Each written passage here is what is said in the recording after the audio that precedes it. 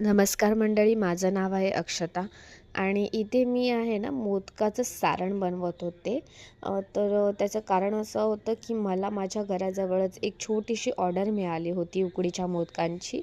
तर त्यासाठीच मी पहिलं जे खोबऱ्याचं सारण आहे ते रेडी करून घेतलं होतं आणि नंतर मग मी मोदक बनवायला घेतले.